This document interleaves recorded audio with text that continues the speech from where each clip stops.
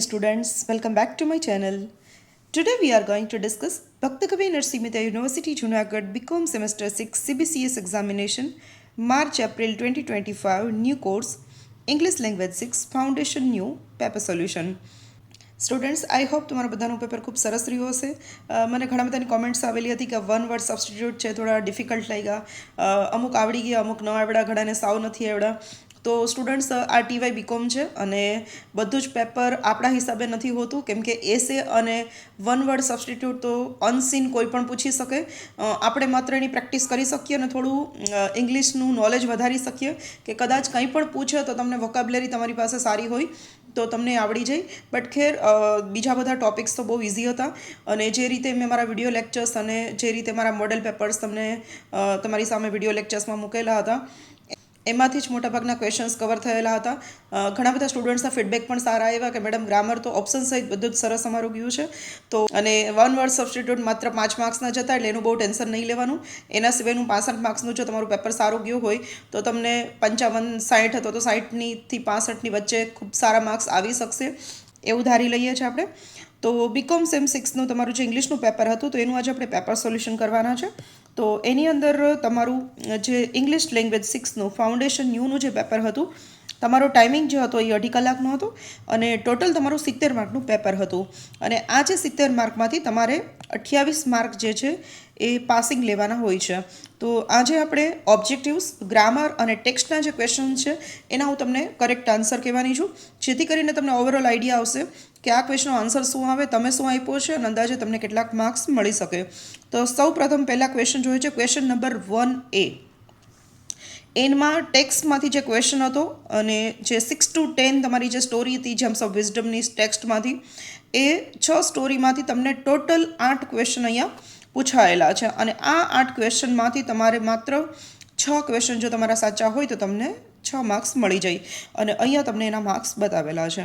તો સૌ પહેલા ક્વેશ્ચન જોઈએ છે, who is the author of the story the model millionaire. તો મોડલ મિલિયોનર સ્ટોરીના ઓથર કોણ છે? તો ધ મોડલ મિલિયોનર સ્ટોરીના ઓથર છે ઓસ્કાર વિલ્ડે. મેં તમને લોકોને પૂછેલું કે જ્યારે પણ મેં વિડીયો લેક્ચર્સ મારા ટેક્સ્ટના કરાવ્યા ત્યારે કીધેલું હતું કે 5 સ્ટોરીમાંથી 1-2 ક્વેશ્ચન તો તમને કોઈ પણ સ્ટોરીના ઓથર વિશે અથવા તો રાઇટર વિશે હશે જ 100%. એટલે 5 સ્ટોરીના ઓથર વિશે ખાસ ધ્યાનમાં રાખી લેજો. તો જે લોકોને યાદ હશે એ લોકોએ તો લખ્યું હશે અને ઘણા લોકો એમાં રિસ્ટ્રિક્શન ફોલો નહીં કર્યું અને નહીં પણ આવડ્યું હોય તો મોડલ મિલિયોનર સ્ટોરીના ઓસ્કાર વિલ્ડે રાઇટર છે. નેક્સ્ટ છે, how many men made up the Monacan army. તો મોનેકો કિંગડમની આર્મી કેટલી હતી? તો મેં તમને ક્લિયરલી કીધેલું હતું કે 60 મેન હતા સોલ્જર્સની અંદર, તો 60 આન્સર આવશે. 60 જણાની આર્મી હતી, પોપ્યુલેશન 7000ની હતી અને આર્મી 60ની હતી. નેક્સ્ટ છે, how much money did the Italian government charge for gelatin. આ ક્વેશ્ચન પણ આપણે આપણા પેપર સોલ્યુશનમાં ડિસ્કસ કરેલો હતો કે જો ફ્રેન્ચ ગવર્મેન્ટનું પૂછે તો તમારે 16,000 ફ્રેન્ક લખવાના છે. બટ અહીંયા તમને ઇટાલિયન ગવર્મેન્ટનું પૂછ્યું છે એટલે ઇટાલિયન ગવર્મેન્ટે 12,000 ફ્રેન્ક કીધેલો હતો, તો 12,000 ફ્રેન્ક જે છે એ આન્સર આવશે. નેક્સ્ટ છે, at what age did George Ramsay plan to retired. તો જ્યોર્જ રામસે કેટલા વર્ષે રિટાયર થવાના હતા? તો એક્ઝામની અંદર જે આન્સર હતો એ હતો કે 55. તો 55 છે એ રાઇટ ઓપ્શન છે એનો. નેક્સ્ટ છે, who is the author of the story the world renowned nose. હવે તમને અહીંયા પૂછેલું છે ઓથર, વર્લ્ડ રિનોવડ નોઝ સ્ટોરીના ઓથર કોણ છે? તો આન્સર આવશે VM બશીર. VM બશીર છે એ વર્લ્ડ રિનોવડ નોઝ સ્ટોરીના ઓથર હતા. નેક્સ્ટ આવે છે, what was the real worth of the necklace that had been lost. Main price કેટલી હતી નેકલેસની કે જે ખોવાઈ ગયો હતો? તો રિયલ પ્રાઇસ જે હતી એ 500 ફ્રેન્ક હતી. નેક્સ્ટ આવે છે, what is the name of the protagonist of the story the model millionaire. The model millionaire સ્ટોરીની અંદર પ્રોટેગોનિસ્ટ એટલે કે હીરો કોણ હતા? તો આન્સર આવશે યુવી અર્સ્કિન. નેક્સ્ટ છે, ટુ હુમ ડીડ મેથિલ્ડે ગેટ મેરી. મેથિલ્ડે કોની સાથે મેરેજ કરે છે? તો આન્સર આવશે મિસ્ટર લોઇઝલ. તો આ રીતે ક્વેશ્ચન નંબર 1A ના આપણે ક્વેશ્ચન્સ આન્સર ડિસ્કસ કર્યા છે અને હવે આપણે જોઈએ છે question number 1B. Answer the following questions in brief, any 3 9 marks છે. હવે અહીંયા જે 5 ક્વેશ્ચન્સ છે એના ડિટેલમાં આપણે આન્સર નહીં જોઈએ, બટ ઓવરઓલ હું તમને બેઝિક આઈડિયા કહી દઉં છું કે કયા ક્વેશ્ચનમાં શું આન્સર આવવાનો છે. આ 5 ક્વેશ્ચન પણ એવા છે કે જે ક્વેશ્ચન આન્સરના વિડીયો લેક્ચરમાં પણ મેં તમને સમજાવ્યા હતા, અને પ્લસ મેં મારા જે 3 મોડેલ પેપર તમને બતાવ્યા હતા, તો એમાં પણ આ ક્વેશ્ચન્સ મોટાભાગના આવી ગયા છે. ક્વેશ્ચન નંબર 1B માં પહેલો ક્વેશ્ચન જોયો છે, why did Alan Trevor like Hughie Erskine. Alan ટ્રેવરને યુવી અર્સ્કિન શું કામ ગમતું હતું? તો યુવી અર્સ્કિન છે એક ચાર્મિંગ હેન્ડસમ બોય હતો. એલન ટ્રેવર એક આર્ટિસ્ટ હતો, એ પોતાના પેઇન્ટિંગ્સ બનાવતો હતો, અને ઓલવેઝ જે પેઇન્ટર હોય છે એ લોકો જે ગુડ લુકિંગ મેન અને વિમેન હોય એને વધારે પસંદ કરતા હોય છે, કેમ કે એમના જેવા પિક્ચર્સ દોરવાનો પ્રયત્ન કરતા હોય છે. પ્લસ યુવી અર્સ્કિન છે જનરસ હતો, ઉદાર હતો. તમને ખબર છે કે યુરોપિયન જે રિચેસ્ટ પર્સન બેરન હોસબર્ગ જ્યારે એક બેગરના ફોર્મમાં, ભિખારીના ફોર્મમાં મોડેલ તરીકે બેસેલા હોય છે, અને એ પોતાની પાસે 2 કોઈન હોય છે, એમાંથી એક કોઈન એને આપી દે છે. તો આ બધી ગુડ ક્વોલિટીઝને કારણે એલન ટ્રેવરને યુવી અર્સ્કિન ગમતો હતો. તો નેક્સ્ટ જોઈએ છે, why did the council decide to dismiss the guard. Council Monacan કિંગડમની અંદર જે ક્રિમિનલને જેલમાં મૂકવામાં આવે છે, તો એકાદ વર્ષ પછી કિંગ અને કાઉન્સિલ શું કામ નક્કી કરે છે કે ગાર્ડને હટાવી દેવો જોઈએ? તો આન્સર એ આવશે કે ગાર્ડને એટલા માટે હટાવી દેવામાં આવે છે કેમ કે એનો જે ક્રિમિનલને જેલમાં રાખેલો હતો એમનો જે ખર્ચ છે આખા વર્ષનો એ 600 ફ્રેન્ક કરતાં પણ વધારે હતો, અને એમાં ગાર્ડનો પગાર, ગાર્ડને જમવાનું, ક્રિમિનલનું જમવાનું, તો આ બધો જ ખર્ચ વધારે થતો હતો. એટલે એ લોકો વિચારે છે કે ગાર્ડને હટાવી દેવામાં આવે તો જેથી કરીને ક્રિમિનલ છે જેલમાંથી જતો રહેશે. તો આ રીઝનને કારણે ગાર્ડને ડિસમિસ કરવામાં આવે છે. નેક્સ્ટ એવું છે, how did Tom Ramsay blackmail his brother George Ramsay. હવે તમને ખબર છે કે આર્ટ એન્ડ ગ્રાસહોપર સ્ટોરીની અંદર ટોમ રામસે છે એક એવો વ્યક્તિ છે કે જે પૈસા નથી કમાતો, મહેનત નથી કરતો, અને ઓલવેઝ એના ભાઈ પાસે બ્લેકમેલ કરીને પૈસા મેળવે છે. એક સમય એવો આવે છે કે જ્યોર્જ રામસે છે બહુ સારો છે, બહુ સારી એવી નોકરી કરે છે, ફેમિલીનું ભરણ પોષણ કરે છે, બટ ટોમ રામસે ઉપર એ ખર્ચ કરીને એટલો બધો કંટાળી જાય છે. ટોમ રામસે સુધરતો જ નથી, અને પછી એને પૈસા દેવાનું બંધ કરી દે છે. અને પછી જ્યોર્જ રામસેને ટોમ રામસે એના ફ્રેન્ડ સાથે મળી અને જ્યોર્જને બ્લેકમેલ કરે છે અને એની પાસેથી પૈસા પડાવવાનો પ્રયત્ન કરે છે. તો આ રીઝનથી ટોમ રામસેને બસ પૈસાની જરૂર હોય છે, અને લક્ઝરિયસ પોતાની લાઈફ જીવવી હોય છે, અને પોતાની લાઈફમાં કંઈ કામ નથી કરવું, કેરલેસ એટીટ્યૂડ છે, હોટેલ્સની અંદર, રેસ્ટોરન્ટ્સની અંદર સારું જમવું છે, સારું ફરવું છે, છોકરીઓ સાથે અફેર્સ કરવા છે, અને એટલે ટોમ રામસે પોતાની લક્ઝરિયસ લાઈફ જીવવા માટે જ્યોર્જ રામસે પાસેથી બ્લેકમેલ કરીને પૈસા લે છે. નેક્સ્ટ ક્વેશ્ચન છે, why was Mathilde not happy with her life. Mathilde જે છે પોતાની લાઈફથી હેપી શું કામ નહોતી? તો મેથિલ્ડે જે છે એ આપણે ડાયમંડ નેકલેસ સ્ટોરીમાં જોઈએ છે કે મેથિલ્ડેનું પહેલેથી ડ્રીમ હોય છે કે મારા એક રીચ ફેમિલીમાં મેરેજ થાય, મારો હસબન્ડ એકદમ રીચ હોય, મારી લક્ઝરિયસ લાઈફ હોય, બંગલો હોય, કાર હોય, અલગ સારી હોટેલ્સમાં અમે ફરતા હોય, વર્લ્ડ ટૂર કરતા હોય, આ બધા સપનાઓ હોય છે. મેથિલ્ડેના મેરેજ એક સામાન્ય મિડલ ક્લાસ ફેમિલીના એક ક્લર્ક સાથે થાય છે કે જે મિનિસ્ટ્રી ઓફ પબ્લિક અફેર્સમાં કામ કરતો હોય છે, ક્લર્કની જોબ કરતો હોય છે, બહુ લિમિટેડ ઇન્કમની નોકરી હોય છે, ભલે ગવર્મેન્ટ જોબ હોય છે તો પણ મિસ્ટર લોઇઝલ જે છે એનો હસબન્ડ એની સાથે ખુશ નથી, એની આ મિડલ ક્લાસ લાઈફથી એ ખુશ નથી, અને એ આનો આન્સર છે કે મેથિલ્ડે પોતાની લાઈફમાં શું કામ ખુશ નથી. નેક્સ્ટ છે, why was the cook dismissed from this service. Long nose one સ્ટોરીમાં એક વ્યક્તિ હોય છે જે 24 વર્ષની ઉંમરે એનું નાક વધવા લાગે છે, અને નેવેલ સુધી એટલે કે પેટની ડ્યુટી સુધી એનું નાક પહોંચી જાય છે, અને જ્યાં એ રસોઈયા તરીકે કામ કરતો હોય છે તો ત્યાંના જે ઘરના લોકો છે એ પણ કંટાળી જાય છે, કેમ કે એનું લોંગ નોઝ જોવા માટે બહારથી બધી પબ્લિક આવે છે, અને જ્યાં એ રસોઈયાની કામ કરતો હોય છે તો એ લોકોના ઘરની પણ ચોરી કરતા જાય છે જે લોકોને જોવા માટે આવે છે. અને આ બધાથી કંટાળીને પછી જે ફેમિલી છે એને પોતાની જે જોબ છે કુકમાંથી હટાવી દે છે અને બીજાને રાખી લે છે. તો આ આપણે ક્વેશ્ચન નંબર 1B ક્વેશ્ચન્સ જોયા, જે તમારે ટોટલ 3 ક્વેશ્ચન લખવાના હતા 5માંથી, અને એના 9 માર્ક્સ હતા. તો આપણે નેક્સ્ટ ક્વેશ્ચન તરફ જઈએ છીએ, જે છે ક્વેશ્ચન નંબર 2, અને એની અંદર તમને શોર્ટ નોટ પૂછાયેલી છે, કોઈ પણ 2 લખવાની છે, અને ટોટલ 15 માર્ક છે. તો ટેક્સ્ટના દરેક વિડીયો લેક્ચર્સમાં મેં તમને 2 કે 3 જે એ સ્ટોરીમાં શોર્ટ નોટ પૂછાતી હોય છે આપેલી હતી, એના અંદર જ આ 4 શોર્ટ નોટ આવી ગઈ હતી. ટોટલ 15 માર્ક હતા, એટલે એક શોર્ટ નોટના 7.5 માર્ક હતા, અને મેં તમને કીધેલું હતું કે તમારે 1 થી 1.5 પેજ જેટલું લખવાનું રહેશે. તો અહીંયા હવે જોઈએ છે આપણે પહેલી તમારી શોર્ટ નોટ જે હતી, the character sketch of George Ramsay. તો જ્યોર્જ રામસે અને ટોમ રામસે બંને બ્રધર્સની આપણે સ્ટોરી જોઈ છે આન્ટ એન્ડ ગ્રાસહોપરમાં. જ્યોર્જ રામસે કેવો હતો એ આપણે લોકોએ જોયેલું છે, તો તમને આઈડિયા આવી ગયો હશે કે જ્યોર્જ રામસે ઉપર તમારે શું લખવાનું છે. બીજું છે કિંગડમ ઓફ મોનેકો. મોનેકો કિંગડમમાં વસ્તી શું હતી, સોલ્જર્સ કેટલા હતા, તેની રેવન્યુ સિસ્ટમ શું હતી અને કઈ રીતે એમનું રાજ્ય ચાલતું હતું, તેના પર તમારે એક શોર્ટ નોટ લખવાની હતી. બીજું છે end of the story the diamond necklace. Diamond necklace જે મિસ્ટર લોઇસલ અને મેથિલ્ડેની સ્ટોરી છે, કઈ રીતે નેકલેસ ગુમાવે છે, પછી એ લોકોની લાઈફ કેવી થઈ જાય છે, તો તમારા સ્ટોરીનો એન્ડ લખવાનો હતો. અને નેક્સ્ટ છે Baron Hausberg as a model millionaire. Baron હોર્સબર્ગનો એઝ અ મોડેલ મિલિયોનર સ્ટોરીની અંદર શું રોલ છે, તો એના પર તમારે શોર્ટ નોટ લખવાની હતી. તો આ તમારે ટોટલ 4 શોર્ટ નોટ પૂછાયેલી હતી, 2 લખવાની હતી. હવે આપણે જોઈએ છે ક્વેશ્ચન નંબર 3A. તો ક્વેશ્ચન નંબર 3A તમારો ગ્રામરનો છે અને એમાં તમને જોઈન ધ ફોલોવિંગ સેન્ટેન્સીસ આપેલું છે. કોઈ પણ 5 લખવાના હતા અને અહીંયા એના 5 માર્ક્સ આપેલા છે. તો એમાં તમને 7 સેન્ટેન્સ આપેલા છે, એમાંથી તમારે કોઈ પણ 5 લખવાના હતા. જોઈન ધ ફોલોવિંગ સેન્ટેન્સીસના પણ આપણે 3 મોડેલ પેપર અને અગાઉના પણ જે મારા પેપર સોલ્યુશનના વિડીયોઝ હતા એની અંદર આપણે બહુ સરસ ડિટેલમાં સમજાતા અને આ જે 7 છે એ તમને બધા જ આવડી જાય એટલા ઇઝી હતા. પહેલું જોઈએ છે hurry up you will miss the bus. તો અહીંયા આવશે hurry up else you will miss the bus. Else એટલે નહીતર. તમે હરી અપ અને યુ વિલ મિસ ધ બસની વચ્ચે એલ્સ મૂકી શકો, ઓર મૂકી શકો અને અધરવાઇઝ મૂકી શકો. Hurry up else you will miss the bus, hurry up or you will miss the bus અને hurry up otherwise you will miss the bus, કે તમે ઝડપ કરો નહીં તો તમે તમારી બસ ચૂકી જશો. તો આ રીતે તમે કોઈ પણ કન્જક્શન્સનો યુઝ કરી શકો અને તમે આઈધર ઓરનો યુઝ પણ કરી શકો. નેક્સ્ટ જોઈએ છે this banana is so ripe it can not be eaten. તો આન્સર આવશે this banana is so ripe that it can not be eaten. તો સો ધેટનો યુઝ કરવાનો છે અહીંયા. નેક્સ્ટ છે I know he is a brave boy. તો answer આવશે I know that he is a brave boy. Next છે we all respect him he is an honest man. તો આન્સર આવશે વી all respect him because he is an honest man. અને કદાચ તમારે because આપણે લગાવ્યું છે, કદાચ તમારે સો લગાવવું હોય તો તમે પાછળના વાક્યને આગળ લઈ શકો.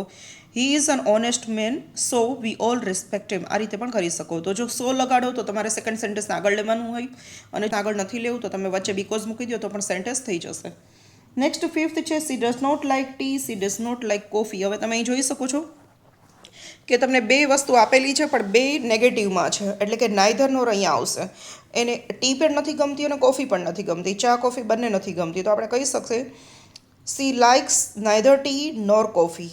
તો અહીંયા તમારે ડઝ નોટને બદલે નાઈધર છે પોતે નેગેટિવ છે, તો તમારે પહેલાં તો સેન્ટેન્સ પોઝિટિવ બનાવવું પડશે. તો સી લાઇક્સ કરવું પડશે જો નાઈધરનો યુઝ કરો છો તો. અને તમે નથી કરતા તો તમે એમ પણ કહી શકો she does not like tea and coffee, કેમ કે ટી અને કોફી બંને નથી ગમતું, તો તમે ટી અને કોફીને એન્ડ કરીને પણ જોડી શકો છો. 6 સેન્ટેન્સ જોયો છો would you like to accompany me, I ask my friend. તો આન્સર આવશે I ask my friend that if he would like to accompany me. Next sentence છે the patient had died the doctor came. હવે patient already expire થઈ ગયું હતું અને doctor કેમ એટલે કે ડૉક્ટર આવ્યા. તો આપણે એવું કહેવાનું છે કે ડૉક્ટર આવ્યા એ પહેલાં પેશન્ટ એક્સપાયર થઈ ગયું હતું. The patient had died before the doctor came. તો તમારે બિફોરથી તમે સેન્ટેન્સને જોડી શકશો. તો અહીંયા આપણે ક્વેશ્ચન 3A ના 7 સેન્ટેન્સીસ કમ્પ્લીટ કરી રહ્યા છે. હવે જોઈએ છે ક્વેશ્ચન 3B જે તમારું હતું એડવર્બિયલ્સ. અને એડવર્બિયલ્સ તમારે 7 સેન્ટેન્સમાંથી શોધવાના હતા. ટોટલ તમારે 5 સાચા લખવાના હતા અને એના 5 માર્ક્સ છે. તો સૌથી પહેલાં જોઈએ છે C can speak English as well I can. As well એટલે કે સારી રીતે. તો એઝ વેલ જે એડવર્બ છે. નેક્સ્ટ છે doctor Raj has finished his lecture very quickly. તો વેરી પણ એડવર્બ છે અને ક્વિકલી પણ એડવર્બ છે. જો તમે બંને ટિક કર્યા છે તોય સાચું છે, બેમાંથી એક ટિક કર્યું તોય સાચું છે અને ક્વિકલી તો એડવર્બ છે જ, કેમ કે એલવાય છે એટલે. તો વેરી ક્વિકલી બંને એડવર્બ થશે. નેક્સ્ટ છે before sunrise we must woke up. Sunrise થાય એ પહેલાં આપણે ઉઠી જ જવું જોઈએ. તો બિફોર છે સમય બતાવે છે, ટાઈમ પીરિયડ બતાવે છે, તો બિફોર છે એડવર્બ થશે. નેક્સ્ટ છે let's go for a walk after dinner. તો આફ્ટર છે ડિનર પછી આપણે વોકિંગ કરવા જઈએ, તો આફ્ટર છે ટાઈમ બતાવે છે, તો એ પણ એડવર્બ થશે. નેક્સ્ટ છે I bring my phone wherever I go. હું જ્યાં પણ જાઉં છું ત્યાં મારો ફોન લઈ જાઉં છું. જ્યાં પણ જાઉં છું એટલે વેરેવર એટલે કે કોઈ પણ જગ્યાએ, તો વેરેવર છે એડવર્બ છે. નેક્સ્ટ છે Dhruv will win the game by hook or crook. By hook or crook એટલે કે કોઈ પણ રીતે, બાય એની મીન્સ. તો બાય હુક ઓર ક્રુક છે મીન્સ કે કોઈ પણ રીતે તો એ મેનર છે એટલે એડવર્બ થશે. નેક્સ્ટ છે once upon a time there lived a king. તો વન્સ છે, વન્સ એટલે કે એક સમયની વાત છે, એટલે એક ટાઈમ પીરિયડ બતાવ્યો છે, એટલે વન્સ એટલે કે એક વખત એટલે કે એક સમયે. તો વન્સ છે એડવર્બિયલ થશે. તો આ રીતે આપણે અહીંયા 7 એડવર્બિયલ્સ કમ્પ્લીટ કર્યા છે. એમાંથી તમારે કોઈ પણ 5 લખવાના. હવે જોઈએ છે ટોપિક આપણો જે છે question number 3C, point out the noun clause in the following sentences. નીચે આપેલા તમને જે 7 સેન્ટેન્સ આપેલા છે એમાંથી તમારે નાઉન ક્લોઝને ઓળખવાનો હતો. તો સૌથી ઇઝી હતું, કેમ કે મેં તમને કીધેલું હતું કે તમારે WH word, that, if, whether ક્યાંય પણ તમને સેન્ટેન્સમાં જોવા મળે એટલે ત્યાંથી તમારે બાકીનું સેન્ટેન્સ છે એને અંડરલાઇન કરવાની રહેશે. તો 7 સેન્ટેન્સીસમાંથી તમારે કોઈ પણ 5 સેન્ટેન્સીસ લખવાના હતા, 5 માર્ક્સ હતા. તો ચલો સ્ટાર્ટ કરીએ છીએ. આપણું ફર્સ્ટ સેન્ટેન્સ છે he knows that I am a doctor. તો that I am a doctor છે નાઉન ક્લોઝ થશે. નેક્સ્ટ છે do you know what my hobby is. તો what my hobby is noun clause છે. She would be happy with anything we give her. તો anything we give her છે noun clause છે. We don't know the reason why she is unhappy. તો why she is unhappy છે noun clause છે. This was exactly what Meena was looking for. તો what Meena was looking for છે noun clause છે. Can you guess what Shamli want? તો what Shamli want છે noun clause છે. Whether he passed the exam is still a mystery.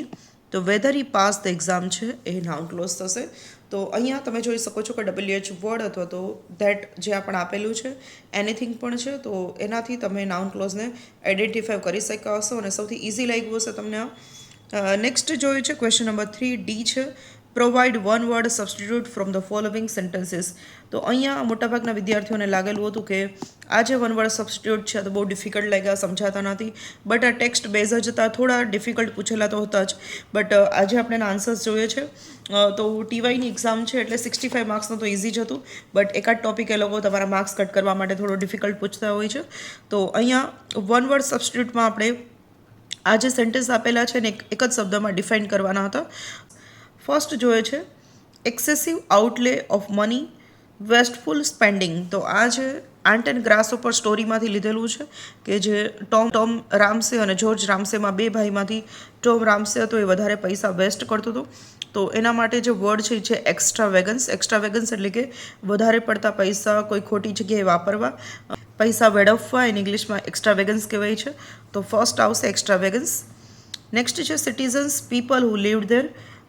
જે citizens એટલે કે જે લોકોને નાગરિકતા છે, જે લોકોને પોતાની સિટીઝનશીપ છે પોતાના કન્ટ્રીની, એ લોકો જ્યાં રહી છે તો એને ઇંગ્લિશમાં ઇનહેબિટન્ટ્સ કહેવાશે.